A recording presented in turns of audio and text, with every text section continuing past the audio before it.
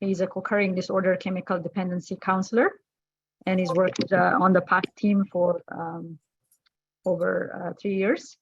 And he works with our own Balay Gubay at, I forget the company, but Navos. Navos, yeah, Navos. So Ronald has agreed to give us a presentation on substance use disorder. So we're gonna have the presentation for about 40 minutes, and then we'll have discussions after that and a Q&A session. So it's all yours, Ronald. Thank you. And I'm greatly honored that you asked me to do this.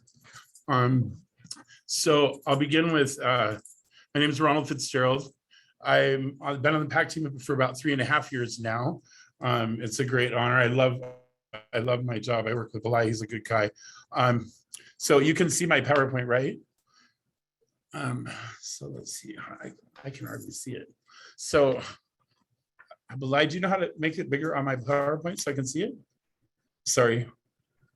I think you can do a presentation mode. I think there's like. Oh, I see. At the bottom, yeah. Okay. Right by the Zoom buttons. Oh, okay. The presentation mode. So you can see the, of course, right in front of everybody. Thank you. There you go. I've got it now. Thank you. So substance use disorder. What is substance use disorder? Substance use disorder is a SUD is a medical condition that is defined by the inability to control the use of a particular substance or substances despite the harmful consequences. And what that means is somebody that they start to use an illicit drug or any drug for that matter, and they get bad consequences from it. They get kicked out of school, their parents are angry, they lose friends or girlfriends or boyfriends, and they continue to use despite those consequences. And it's because they've got to become addicted to that drug, and they're in that cycle of addiction, and you know they lose the power of choice once that starts. They no longer have the choice. They're going to use until we arrest the disease. So that little bit of a sentence says quite a bit. So substance use, we must educate our communities and our youth before it's too late. This is a very, this subject is very powerful to me. And so I might get a little emotional through it sometimes. And that's because I suffer from, I'm a survivor of addiction as well. So my fear is that we're losing our sons and daughters and our communities at large. I'm not sure when the last time any of you have driven downtown Kent or any city in our state for that matter, and the homeless population just swarms your car, or you look around and everybody's like half standing and high on blues, and it's almost looking like a third world country out there. It's really sad what's going on. There are some people, these are the people that are selling the drugs, by the way, to your kids and our kids and our community members at large. So it's devastating what's going on right now. Substance use disorder with fentanyl. Fentanyl is this drug that they're starting to put into every drug that is out there. Fentanyl is like it's kind of like an opioid based pain reliever. That it's a very strong one though. It's like one of the strongest that the doctor can give you, and they're manufacturing it in like Mexico and China, and they're cutting it into all the drugs that are out there, like the speeds. And even though it's a downer, they still put it in the speed because it's making people more addicted to the drugs. So if somebody wasn't going to be addicted, they're going to be addicted now that they get the fentanyl, if they live through taking the drug. Because fentanyl is something that you could have like a match head size and die instantly. There were 3 counselors at the methadone clinic downtown Seattle that when they were responding to somebody doing some blue pills and they were smoking it apparently in the bathroom, and the guy had left from there for a few minutes, and these 3 counselors went into that bathroom, and all 3 of them wound up in the hospital just from breathing the air. So it's a very, very powerful drug, and nobody knows that it's being cut in the drugs that they're selling on the streets, but it's happening more and more that people are getting a hold of that drug that they've cut with that, and people die all over from it. It's really scary. So it's no longer just a fun time on the weekend with their buddies. Their life is in danger. This is so scary because the amount so of course the addict is going to say, how smart they are and how it's never going to happen to them. And, they get their drugs from the right people and, but that's not always true because, the people they're getting it from don't know either. So like I said, this fentanyl stuff is being, manufactured in China and Mexico, and then it's being cut into the drugs that they're getting. So it's really scary right now. Addiction is cutting, baffling, and powerful. Once the addict or alcoholic picks up their first drink or drug or mood altering chemical, they have lost the power of choice. So every natural instinct inside of them is pulling at them to do or to not to look back and to do something different. No one will know. These, they can just get high one time. No one will know. And that's it. They're playing with roulette because it's like they don't know when they're going to become addicted. Maybe they've done it once or twice, but then it gets to the point where they don't have the choice anymore. They have to do it, and it's too late at that point. Then they need all the powerful, detox and people like me and Belai and others to help them get to that point. And it's when we get that far, it's difficult to stop. I mean, not very many people get into recovery and stay clean and sober their first time. It's countless, endless times of going to treatment. I had one client I sent to treatment 10 times in a year. And he passed away not long ago because he wanted to get high one more time. Until the next time, it is such a privilege to be sober and allowed to live the life that I have lived so freely given to me is only my contingent on a spiritual well-being that I have with my higher power. So, by getting sober, I have to I'm bouncing around a little bit. I'm nervous. So where am I at here? I think I didn't want to get to that part yet. Hold on. So now more than ever, we need to face addiction and do everything we can to prevent our youth and our community members from even starting, ever taking that first drug. And that's due to that fentanyl and the cartels mixing the drug in with everything. So, and substance use disorder is in our country, we've done so much stigmatism with it, and we've shamed the addict, and we've put them in jail, and because they've used marijuana once or twice, instead of loving them and connecting with them and giving them, we kick them out of our homes, and we tell them if they use again, we're not going to let them around our families and everything. So connection is the opposite of addiction, not necessarily total complete abstinence. It's like I said, there's many addicts. It takes many, many different times of going to treatment and some understanding and some loving and some caring before they get it, so we've got to love them and understand them and give them forgiveness and not judge them when they come in there seeking help. This information that I'm bringing to you mostly comes from my experience and many years of attending sober support meetings, along with my education. And I have a BA and Bachelor's of Science. I have a chemical dependency counselor certificate. And so that's where most of my information is coming from. I did do some research into the numbers and stuff, but it is, I just really wanted to touch on addiction and its cause, what it's doing to our communities and what it's doing to our people. And, and the main thing is in our state, in our country, we've done so much, like I said, stigmatism against the addict. And, when you have somebody who has diabetes, for instance, if their blood sugar goes high, you don't, be angry with them and kick them out of your family or your homes. We got to love them and help them and support them. They need their pact, if you will. That's why I say connection is the opposite of addiction, not necessarily just complete abstinence. And, that has never really worked. Just say no doesn't work. We need to understand and we need to connect with them.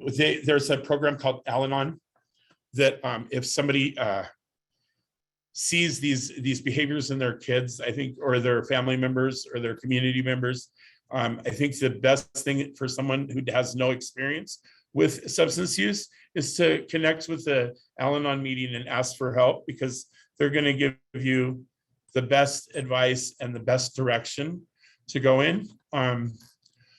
Well, so some people would ask, why would somebody use these drugs in the first place?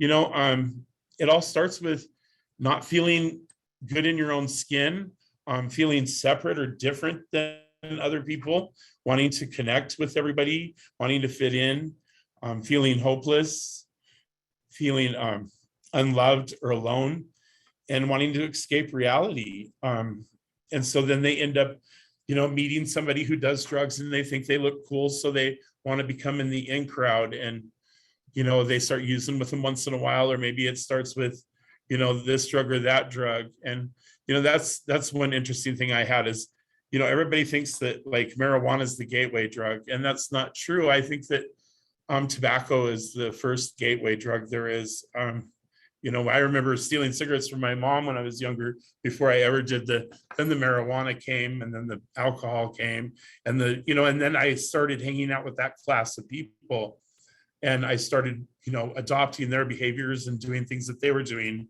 which thus started my life of misery and, problems.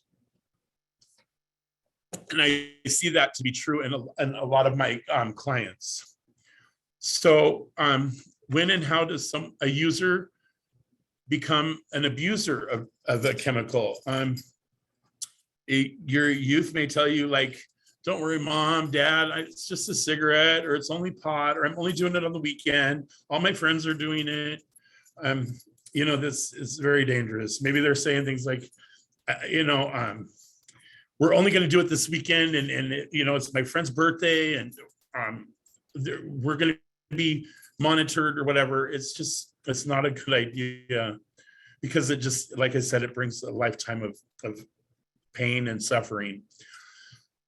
Or they'll say, like, nothing like that will happen to me. You hear these horror stories and you always think like you're indestructible, and like nothing like that's going to ever happen to you, but it does. Maybe not now, maybe not tomorrow, but 5-10 years from now it might. How do let's see, what's this?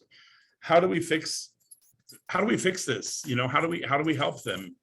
Well, we educate ourselves. We open a line of communication without judgment. We try not to judge them, and we try to meet them where they are. Understand, okay, so you're lonely, you don't have a lot of friends. How do we get to that point where you're not feeling that way without the use of drugs and alcohol?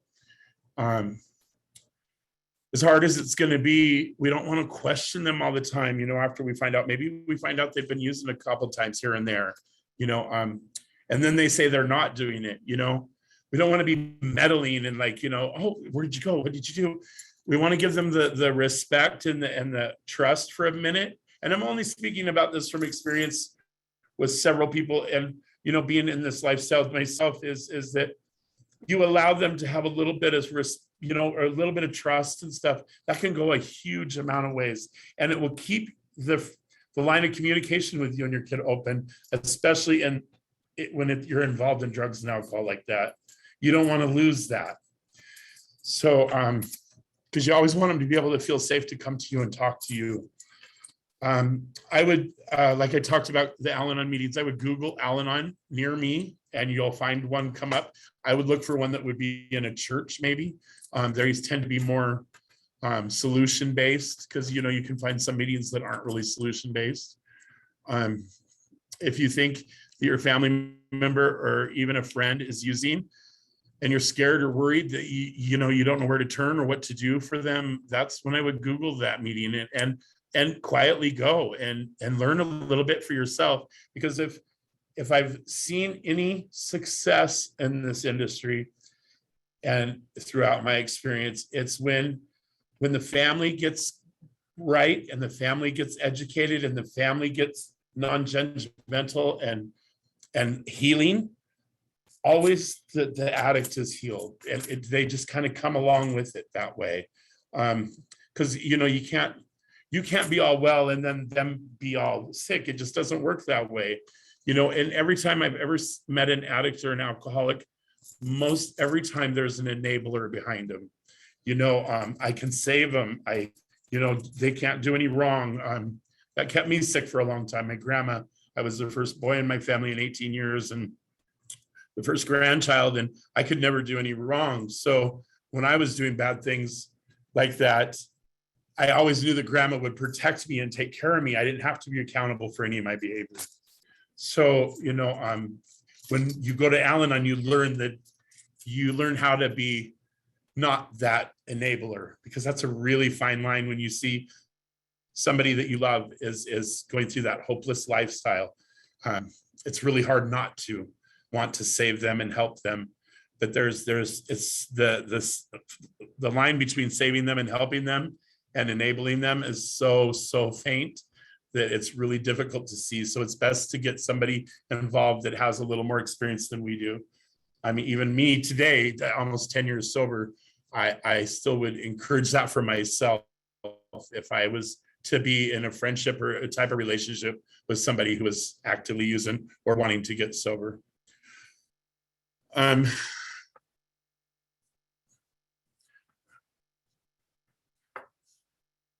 Okay, just a second.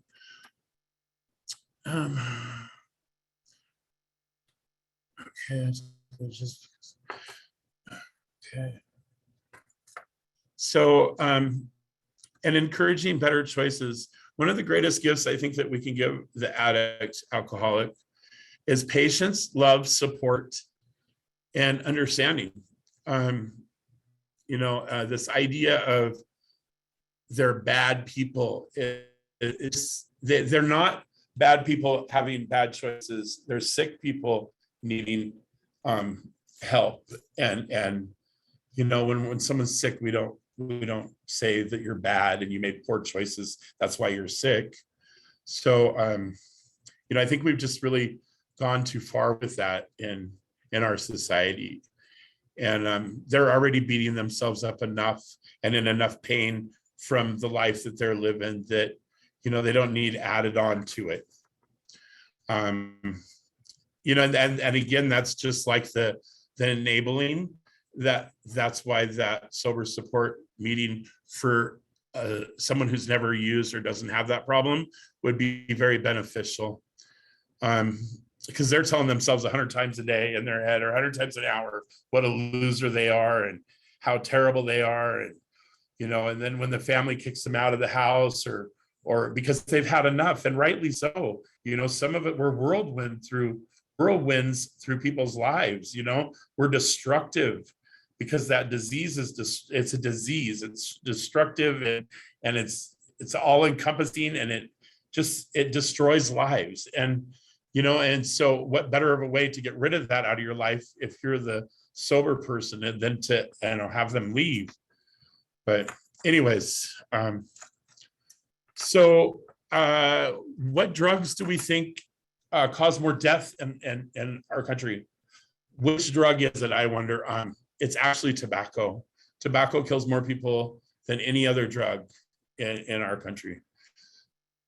And that is the one is the gateway drug, in my opinion, because that's where that all starts.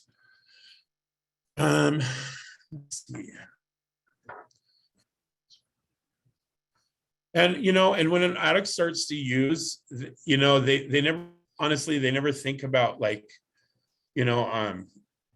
is this gonna, if I do this one time, is this gonna take away everything I love and everything I ever dreamed of ever having in my life one day? If I do this weekend and go there that weekend, is this going to be the one thing that makes it so I never can become someone in my life? No, they don't think about that stuff. They're just trying to, erase the pain they're in, the loneliness they feel, or the disconnect from the loved ones they have. Addiction is it's all about the person is seeking some comfort. And when they get high and they use this drug or they drink that alcohol, it washes that all away for a little bit. And it's hard to be really angry at someone if they're in a lot of pain and they don't know how to get rid of it. And the only way they can do that is by using this substance. So I don't know. I just really feel like sometimes we're I've said that several times already, but we're just really hard on them. So they never tell themselves by doing this, okay, wait, it is not until it is too late that they realize that that substance is what has destroyed their lives. And by then they're maybe 40 or 35. And, that's when most people start to get sober, is around 35 to 42 is when most people finally start to get sober, if they're going to. The success rate is really, really slim. For a meth addict, the success rate for an IV using meth addict is probably 3% for a long-term sobriety. Out of all the people I've met and all the people I've known in sober support meetings, I think I've known a handful that went to a meeting one time and stayed sober the entire life. My sponsor just passed away 2 years ago. She had 38 years of sobriety. She went to her first meeting. She stayed sober the entire time. I know another guy who's got 52 years of sobriety right now. So, it does work. There are people I'm almost 10 years sober. I know several people that are sober for quite a while, but it takes a lot of work. And, you have to be active in your sober support meetings. You have to be connected with your higher power. And, that's your only daily reprieve from this devastating disease is to your spiritual connection, contingent on that. And how you help others. And whenever I'm uncomfortable, I'll call my sponsor and he'll say, what are you doing for your sobriety today? And who are you helping? And I never really want to hear that. I'm like, well, what about me? Well, that's the selfish, self-centered alcoholic in me, addict in me that wants to know what about me. What about me is helping others and keeping what I got. So what will an addict do to get high? Anything. They may say, like, I wouldn't steal anything now. And maybe maybe it's your kid, or maybe it's, somebody, your brother or your sister, and they would never do that. But, under the influence of this chemical or this, when they have this disease, they'll do whatever it takes to get that high or get that numb feeling away from you, get away from feeling that discomfort that they felt that started them using in the first place.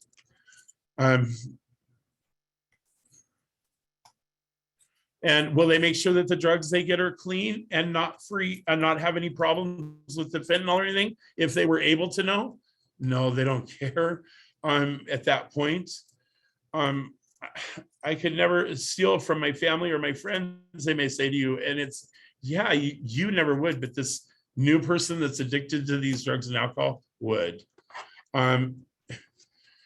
Normally they don't do that, but it's they're not themselves when they're under the influence.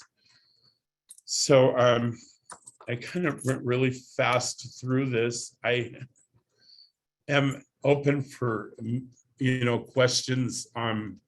Maybe there's something I missed if somebody would like to ask. I probably did 10 minutes. I'm sorry. Is there any questions? Thank you so much, Ron. Are you through with your presentation? Pretty much, yeah. Like Thank you so much. That was a powerful presentation. I was very nervous. I'm sorry. No, you did good. Okay, thank you. You're kind. Yeah, thank you for opening up and talking about your personal journey as well. I wanted to ask about was it Al-Anon that you said? I'm sorry? Al-Anon meetings? Oh, Al-Anon, yes. Yeah, can you say more about those Sure, meetings? sure. Al-Anon it was created by Bill W. was the co-founder. Dr. Bob and Bill W. was the co-founder of Alcoholics Anonymous. And Bill W.'s wife, she got tired of him always going to those meetings. So she created this own meeting of herself, and it's Al-Anon. And it's for the family members of the alcoholics. So it's designed for them to have a place to go because they're sober and they're having to live this lifestyle of this chaotic, crazy lifestyle of this addict alcoholic who, it's really hard to live that lifestyle if you don't have some kind of, drug to anesthetize yourself. So they created this program, and it's a wonderful program. A lot of people, I've been a double winner, they'll call them. I've attended a lot of their meetings as well, because some of those reasons are why we all drank and drugged in the first place. But if you Google Al-Anon, A-L-A-N-O, A-L-A-N, A-N-A-N, sorry. There's meetings everywhere, just like Alcoholics Anonymous. And they're powerful. They're very, very powerful, because a lot of times when we have a family member that has become addicted and we're done with that abuse that comes along with it, because there's a lot of abuse, we'll be real. We start to feel like beat down, like, it's our fault. If we would have only loved them enough, if I would have only done this for them, or, oh my gosh, he's in trouble again, I better go save him. Well, Al-Anon's there to show you that's not true. It's not your fault. You didn't cause this, and you can't fix it. So they can give you really good advice on how to address the addict alcoholic that helps them become accountable, and it helps them get well. And the success for an addict alcoholic getting clean and sober with an Al-Anon family member that's close to them, that is really active in the Al-Anon program, is a great deal better than it would be if that person never sought Al-Anon and they just kept dealing with the addict themselves, because that's when they start to enable them and rescue them. And it keeps them sick for a lot longer. Like I said about my grandma, and pretty soon, I'm 32, still living in the basement of grandma's house. Grandma's taking care of me, so that doesn't help. It just doesn't help. Okay, thank you. And then for the fentanyl drugs, are those mixed up with other drugs, or how does one find the fentanyl drugs? So they have, I can't remember what the website is, but you can, if you just Google fentanyl and testing, they have this kit that you can get that tests your drugs to see if fentanyl's in it. Because yes, in China and in Mexico, they're manufacturing what they call fentanyl, and it's not really fentanyl, it's whatever they've created, and they're mixing it in every drug. Even though fentanyl is a downer, they're putting it in the speed, like the methamphetamines and the cocaines. So if you say, well, I don't do opioids, or I don't do downers, you're still in jeopardy. You're still like playing Russian roulette with, you could possibly get this drug that is laced with it and take like one puff and you're dead. I mean, it's that. It maybe sounds a little, dramatic, but it's true. The people are dying all over the place from it. It's scary. Great. And these dealers think like, oh, look at how many people died off my drug. I got the best drug in town. So, and because they're mixing this fentanyl in with it. Got it. Thank you. Mm-hmm. Also, you can continue. So to ask questions, you can either put your hand up or unmute yourself. After you can continue. This is actually his daughter. Oh, hi. Hi. So my question is, when is the right time to, recommend someone to go to one of these meetings so that they would stop having substance use? And how can we make parents more open to helping their children that are going through with this? So I think I would like to answer the second one first. I think that the more the parents see the reality of what's going on in our country out there, the more they open their eyes and see what's happening, the more fear they may, fear is a great motivator. And so them not wanting that to happen to their children naturally, maybe they would seek, open up their mind just a little bit and seek, because it's like I said, these aren't bad people making poor choices. They're sick people that need love and help. And when do you, I think as soon as you can possibly, if you see any signs of isolation or your child acting any way different, I would look up an Al-Anon meeting and go and start to educate myself so that I'm that far ahead. So when and if something does come up, you have the ability to know what to do. If you're wrong and the child isn't doing anything, well, you really haven't hurt anybody anyways. They don't have to know you're going to the meeting. I just think it's a good place to grow up, and it's a good place to learn. And I think, if we keep our minds closed and we don't explore things that could save our kids, I think that's pretty scary and dangerous, because we've all seen what's going on out there. All these people aren't homeless downtown. They're drug addicts that don't want to pay rent, and they're living in these motorhomes, and they're leaving this garbage, and they're doing these pills, these blues. And it's, actually heroin is on the way out. People aren't buying heroin anymore. They're doing these blue pills, and this blue pills is the fentanyl stuff. And I don't know how they're doing it and not dying, but I guess they build up a tolerance to it or something. But it's really scary what's going on out there. And I just hate to see, I don't want to see any more people dying from it. We do recover, and we recover with love and understanding and education.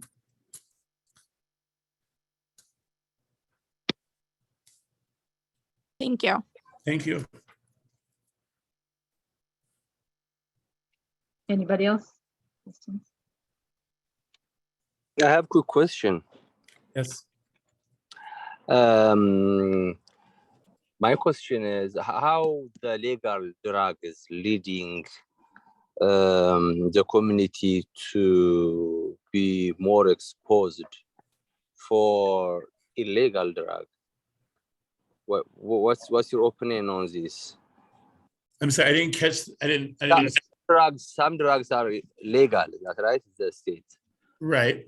So, do you think this legal drug are leading more the use to illegal drug? Are you mean the legal drugs they're using with the illegal drugs? For example, marijuana is legal. That's right. Right. Oh, but they are putting fentanyl in marijuana too.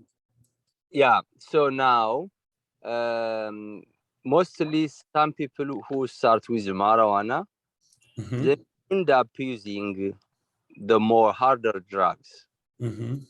So, what did you get any resource or any research based material just can share us? Because I was hearing some feedbacks. Even marijuana by itself has huge impacts in our brain, but it's now legal. Mostly people start with just smoking marijuana, then they end up using hardest drug.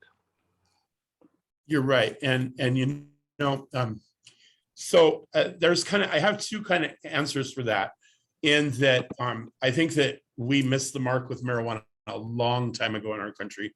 I think we should have never made it illegal in the first place in a lot of ways, because the original marijuana wasn't as bad as what they got out there now. What they got out there now, that stuff is powerful, and they're putting these fentanyl in it and stuff. And when somebody gets sober, any mind altering chemical is going to activate that addiction and that cycle of addiction inside of the head, and they're not going to be able to, they'll lose the power of choice again.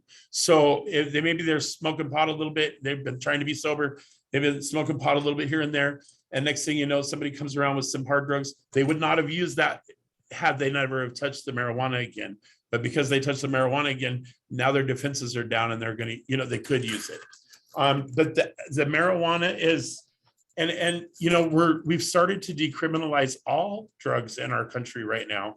And if a police officer sees you doing methamphetamines up to a certain amount, he's not going to arrest you. He's going to say, go on and get somewhere else. That is scary what's going on right now. On heroin too, they don't really care. They got this new motto, you know, they're not going to touch anybody. They have to fill out paperwork to say like they've offered treatment so many times before they will arrest them. So that's why it's our fight against this disease is even harder now. And it's destroying people's lives. Not only that one that's using it, but everybody around that person, everybody that loves that person is affected in a tremendous way. So I guess to answer your question is that's a very difficult line because we made marijuana so illegal a long time ago that I just seen this thing where this guy got out of prison after 35 years for a marijuana charge. And now he can go to the grocery store or to the little store down the street and buy marijuana. I mean, I can't imagine being that guy. You know what I mean? And it's just like, wow, what has come to our, you know, society that's happened to that person? That's not very fair. So it's hard to say what the answer for that is. It's a difficult question, but you know, a drug is a drug is a drug. Marijuana, like alcohol, like anything else that takes my mind and my decision making that would be one way to another level is what I need to be staying away from and, you know, being careful with.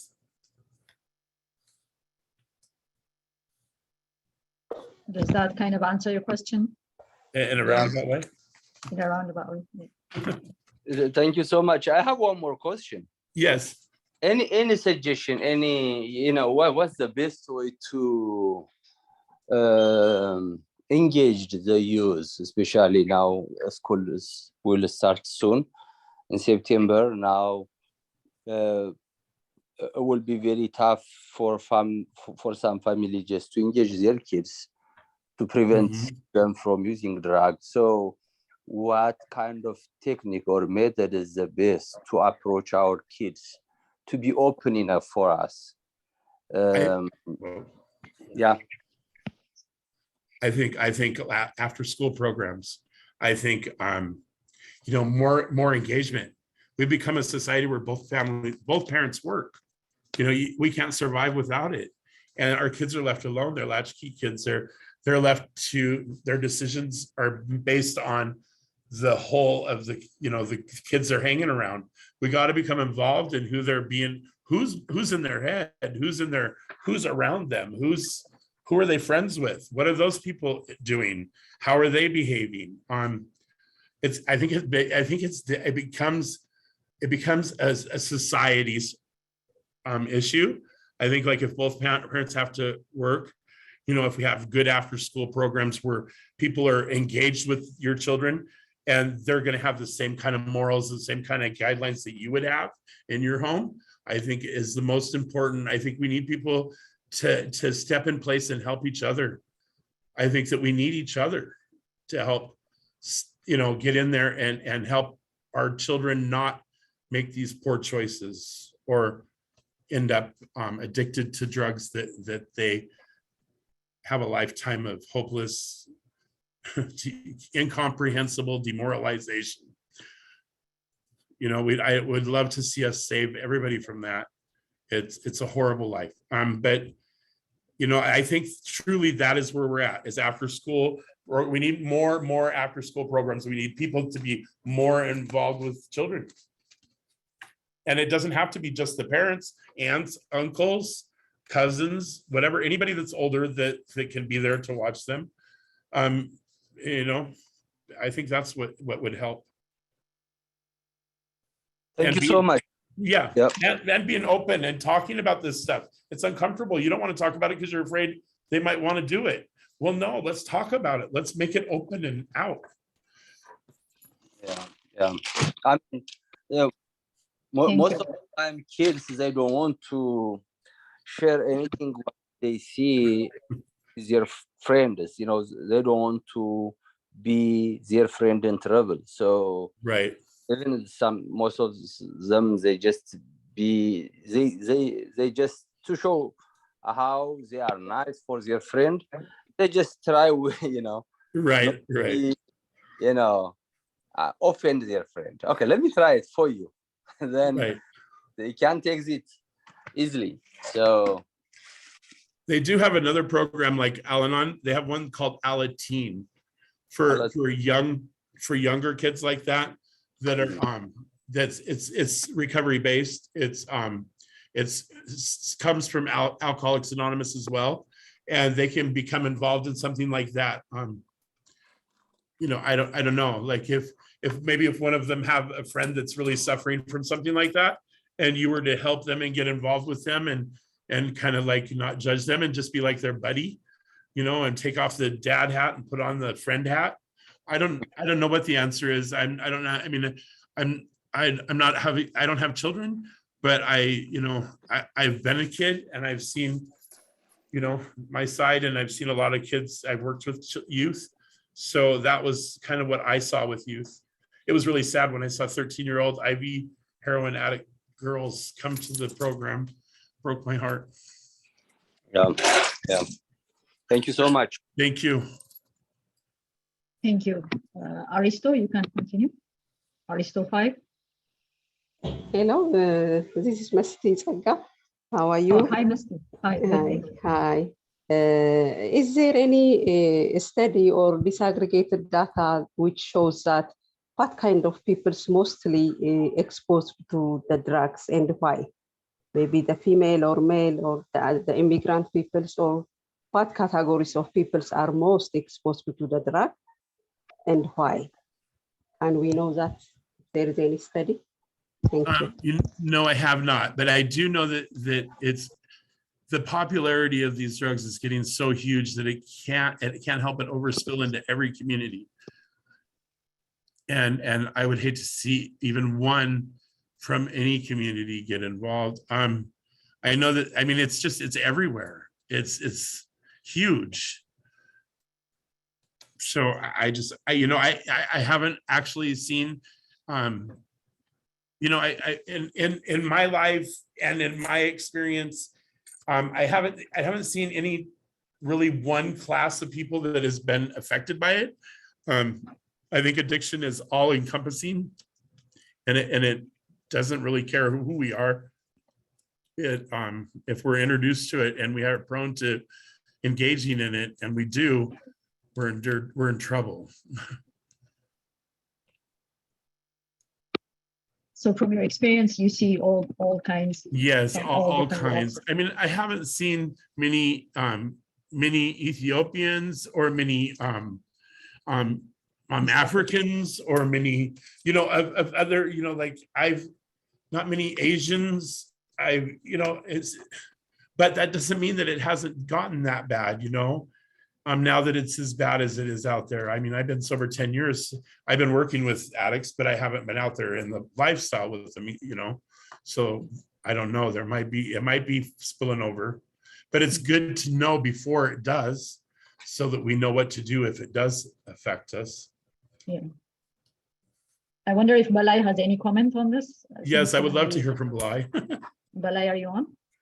Yes, በአማርኛ ባረገው ደስ ይለኛል። ከዚህ በፊት ያቀረብኳቸው ፓወርፖይንት ስለ ሳብስታንስ ዩዝ ቅድም መሰረት የጠየቀችው ጥያቄ ምንድነው ከሱ ከራን ጋር ለመጨመር ከ45 እስከ 52 ዓመት ያሉ እነዚህ the most በዳታ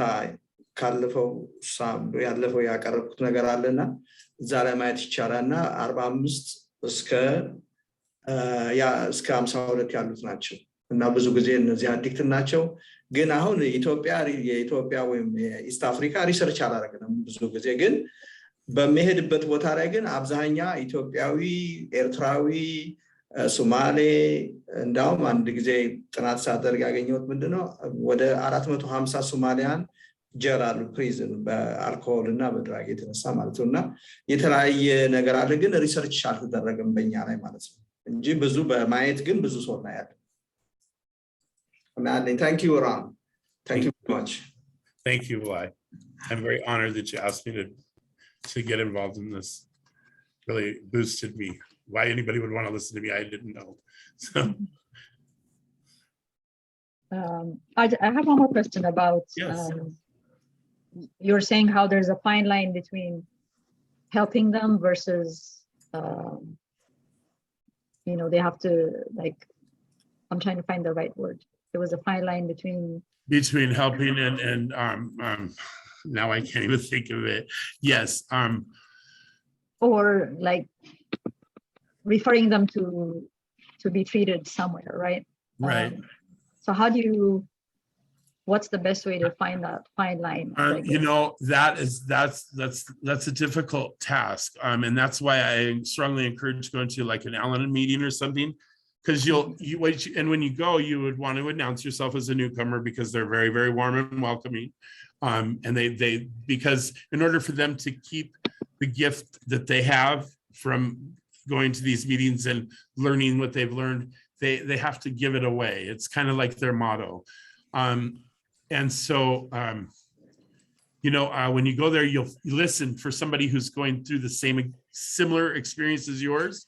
And they're an open book. They'll invite you to their house. You will just learn how they've grown and gotten their success. And that's how you can learn from that. So enabling is the word we were looking for. Enabling and helping it's really a fine line. It really is, because honestly, if I had a child or a teenager and that started getting active and addiction like that, I wouldn't be able to kick them out of my house. I would want to meet them with love, understanding, non-judgment, and compassion, and walk through it with them so that I could help save them. Well, a lot of people would say that's not good, but I'm not going to put them out there so that somebody else can do it. So it's definitely a fine line. We just have to take care of ourselves first. Like when you get on the airplane and the stewardess says, put the mask over your own face before you put it over the child's face. That it's like I grasp when I hear that, but it's true, because I can't help somebody unless I help myself, and I got to take care of me, or I'm not any good for anybody else. And so it's difficult. Like, we want to give them, we want to encourage them, and we want to love them, and we want to be there for them. But at the same time, we need to be stern, and we need them to be accountable for their behavior. And we don't need to be their friend. We need to be their parent, or their guardian, or their person they look up to and that they learn from. That's really hard. It's really, really hard. And each case is really different. And that's where like in my opinion, my higher power has other people that I can learn from and that sharpen my mind from their mind. And so that's why I think that those meetings are really, really important. When you say your higher power, do you mean faith in God? Yes. In your case? I didn't want to, some people don't want to do, so I just say higher power. In the program, in those programs, you'll hear everybody say, you get to choose the God of your understanding. Well, to me, it's God, but some people have different gods, and that's okay for them. So whatever works for you, and I honor that, and I want to give you honor and respect. So, that's why we say it like that. Okay, but just to be clear, in your personal journey, you're referring to God. Yes. Thank you. All right. Any other questions, comments?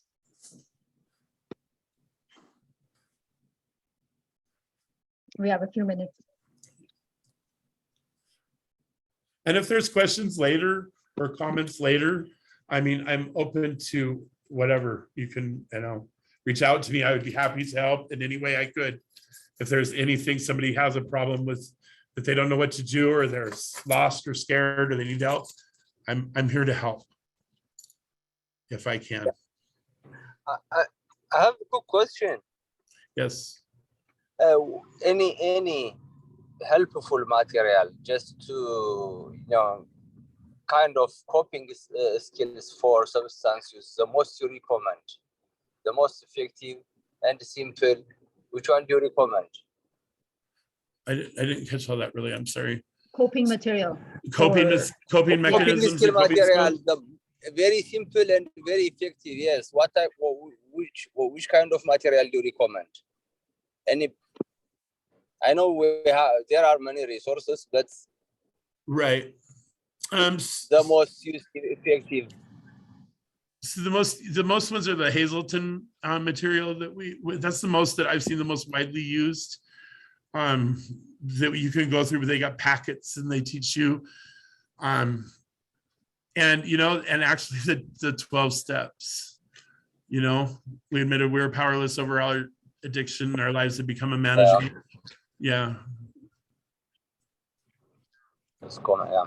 Okay. And getting a sponsor, somebody who's worked it before you, and you can learn from them on how to deal with, because that brings up a really good topic that it wasn't the drugs and alcohol that was the problem for me. It was my reaction to the drugs and alcohol.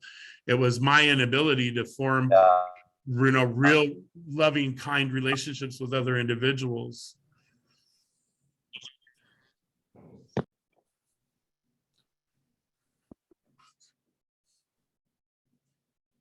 Do you give classes to the youth or those kinds of?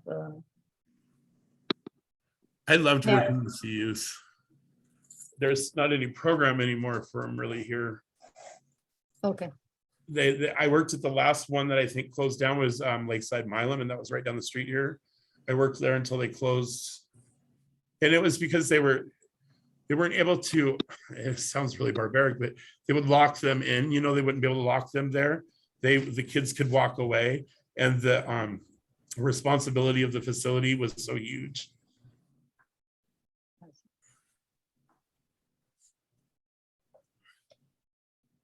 All right. Any more questions or comments? Or Balai, did you have anything to add? No. But for the future, if he can, he's teaching every 3 days a week, or you are teaching? Yes, I have 3 groups a week. Yes. Yeah. So and one is Sunday. Yeah. For the future, we can invite him and teach the young people. So. Absolutely. If somebody's having troubles and they don't know where to go or they don't know what to do, I mean, like I said, I mean that with all honesty and all sincerity. If you can call on me anytime, I will make time to help if I can. It's, I've devoted the second half of my life to helping others. I mean, I'm not in this for the money, because social work isn't really big money, but I do it because it's what wakes me up in the morning. It gives my past a reason. Mm-hmm. So what kind of classes do you teach? I'm sorry. So I do IOP group, which is intensive outpatient, and I do it for the mentally ill people that are in our program, the PAC team, and so we go through like a packet, and I'll answer the questions right along with them. And so, like, we're working on one now that's comorbidity disorder. It's having 2 diseases that didn't create each other, but they don't feed off of each other, but they do. The destruction they do to the individual it's really kind of complex. But I've been going through that now for like 3 weeks with them, and it's a really good packet. So we just break it down. I mean, if we get one question in a group, then because it's so complex, then I make sure everybody understands what we're doing and what we're going through, and it's not a race. It's just like, it's about getting better. And then on Sundays, we have a Sunday Fun Day group where we'll go out in the community. One time we went to the native, I live on the reservation in Auburn, and the native have a sober powwow every year. And so we went to an AA meeting inside of a real teepee. It was really cool. Like, we've started riding bicycles, because they've discovered that exercise and that endorphins is great healing. So, and in fact, I bought a new bike, and I fell off my bike on our maiden voyage in the middle of the street. But at least it was me and not another client. But now that I'm 54, I'm riding a bicycle, and all this weight I gained, it's like, it's different now. So, but it's a good time. We're going to go again this week. But it's a good time because we get to share our experiences, and we get to see that there's fun to be had in the world without the use of drugs and alcohol. And, when we're doing that kind of an activity, their defenses are down, and I get to learn more about the client, and the client gets to learn more. If I'm really educated, if I'm really on top of my game, I can teach them a little bit more about sobriety during that time. I see. Okay, thank you. So there's a question in the chat, but asking like, what's your schedule like? Maybe can we share your email, and then maybe you can. Absolutely. Yeah, you can share my email, and my schedule is I work like noon to 8 every day, or between I work from Sunday to Thursday from noon to 8. So I'm up on Fridays and Saturdays. But like, and I just took on the manager position up here too for the apartments that we have right behind our office building. So I'll have even more time to be up here. But yeah, so I have a lot of free time when I'm not at work. I don't really have anything going on other than, going to my own meetings and doing my own sobriety. Okay, we'll share your email in the chat. And Absolutely, sure. And if you just put in the subject line, like, from your presentation or whatever, then I'll know to, pay attention to it, read it. Yeah, I'd be happy to help. Great. Wouldn't want to miss anybody. Okay, it's 7 o'clock. We made it. If there's no, there's one more question. I see one more hand. Okay. Go ahead, Mamir. Okay, I have just one personal experience question for you, just to get your opinion.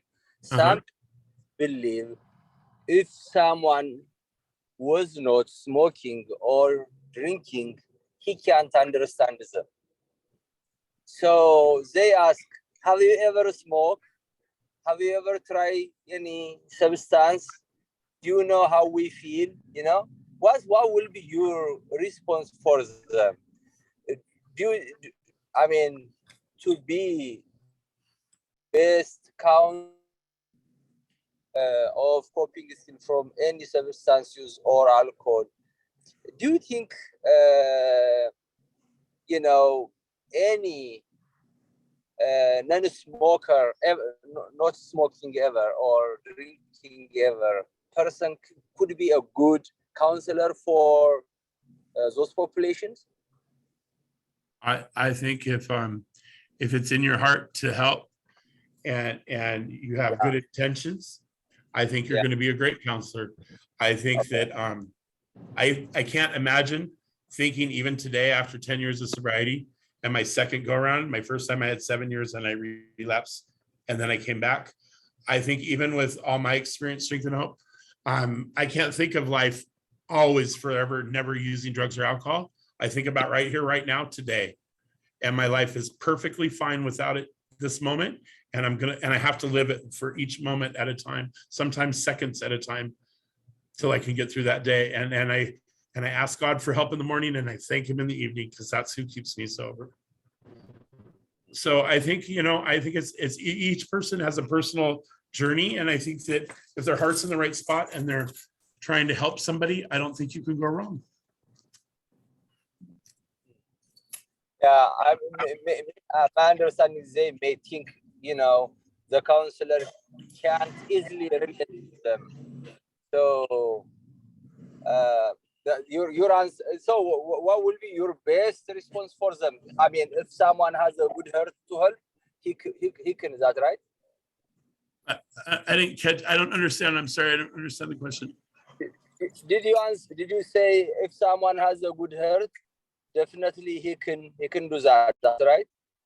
If he has a good heart, he can. Yeah. If you have a good heart and you have a good connection with your, whoever your God is, and your intention is to help somebody, I think you could certainly be a good counselor. እስኪ ጸጋን ልመልሳል መምህር ያሉትን ማለት ነው። Balai is going to try to answer. Okay, Balai, go ahead. You can do it in Amharic. Thank you, Balai. The first one is we need to build the rapport. That is the main. We need to build the relationship with the people. Yes. And that is to attract the people. And I know I don't have the experience, but maybe I have the education to build that and to attract the person to teach them and to counsel. And and to help them, to motivate, to encourage him. So that is the main thing. We need to have the knowledge, the skill, the wisdom. That is will help the person. But the problem is some people, they will ask you, for example, I have never smoked, I have never drink, but Oh, I know what he's asking. and my wisdom, it will help me to, I know I have to be, what's called, tell them and open up, and I have never touched anything, but I'm here to help you. And if you need help, yeah, I'm here. If not, there is somebody called Ron, and I will transfer him to. And that's the way to help. I understand better now the question, but that's great. And you're right. It's like they were asking that a lot through school too. Like if somebody's never done drugs or alcohol, how can you, well, have you ever overeaten? Have you ever gambled more than you thought you should? Have you ever, I'm just saying, like, these are all addiction issues, right? Have you spent more money than you were supposed to? Do you have a shopping? There's so many addictions in our country. So you can pull from that experience if you really want to help. But a lot of times somebody who's been there is a really good counselor, but it all boils down to, like you said, Belay, that was beautifully put, that you have to have the trust of the client.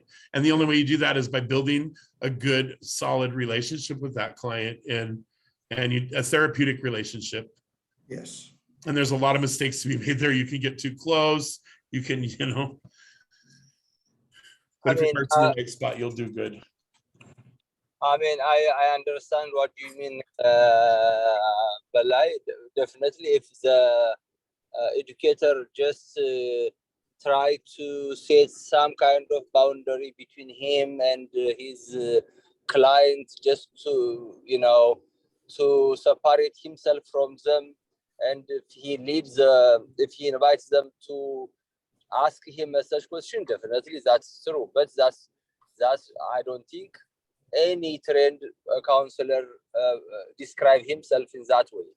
But my question is, sometimes, when they just tell you their pain, their experience and everything, at the end, they just would like to add more questions. Just they would like to make sure if someone thinking, in their shoes, then they ask, have you ever just tried such things? Then your response will be maybe no. I didn't, but I have a good training for it. They may not. Some of them they satisfied. Yeah, definitely they share you their pain, but some of them they may hesitate. Because they believe if someone didn't smoke, or he may or she may not fully understand me. So definitely it depends on our communication, on the way we communicate.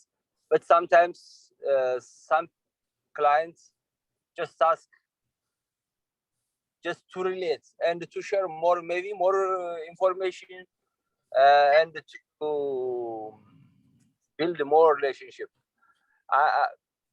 My question is really, is it has any impact, if someone, any positive impact, if someone was using and being sober and become counselor, easily to understand the patient and to develop trust easily than non-smoker counselor? That's my question. First, we need to be honest, and we need to set a boundary. We need to tell them. And the second one is we have to validate. And when they sometimes in this country, they would say 1,000 steps and began 1 steps. And so we need to attract them. We need to tell them, a counselor, I'm here to help. And that is, we need to build the trust, and that is will help the person. If he's repeating the same thing and we say, we have to tell them, say, I don't have the experience. I have the education. If you want somebody, yes. However, it's true. Somebody, for example, Ron, for example, we have the peer specialist. She's very unique because she has a lot of rich experience. She can say a lot of things. They listen. Even we have a master degree, but they listen to her. They listen to Ron, and that's the way they are. So we cannot do anything. But we need to be honest. We need to be clear. We need to tell them, if you need help, I'm here to help. If you like another person, we can transfer them. There is a lot of counselors. There is a lot of organization. That is the way to do it. Yeah, I think so, because we hear in the community, even like children don't open up to their parents, but they open up to their friends because they don't think they'll get it, because they want to open up to their peers. And I know a mom who's always like, she's on top of her teenage son, always having that time every night saying, okay, how was your day? And let's talk. And she's built that experience. So he started opening it up to her, because she's like not in his face, but she makes sure she spends that time with him. So, you know, the part where Ronnie said, you know, we have to give time to our kids is, I think, super important. So at least they can open up to you. But I also understand what the member is saying. Like if the counselor has gone through drugs and has gone through, then they can relate more to the client. Yes, it's true. And them feeling like you give them a little bit of trust, you know, by giving them a little bit of rope to go is huge too. Yeah. And also Ran said in the PowerPoint communication, and that is, we did in a daily mistakes, because and we have a lack of communication with our children. That's the bad one. So we need to, he said, we need to communicate with our children. We need to build that. That's the bridge. Without judgment. Without judgment, yes. It's really hard because you love them and you want to protect them, but you got to let them tell you what's right, because we don't really know what they're going through until they really tell us.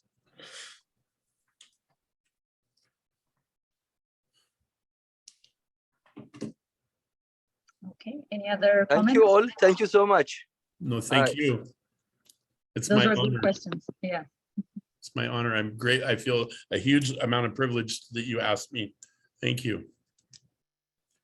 Thank you so much for coming on. Okay, so if there are any last minute or lingering questions, we've put Ron's contact information in the chat, so you can follow up with him. So that's all we have for today. Okay, and feel Thank free you. to reach out. I would love to hear from people. Thank you. Thank you.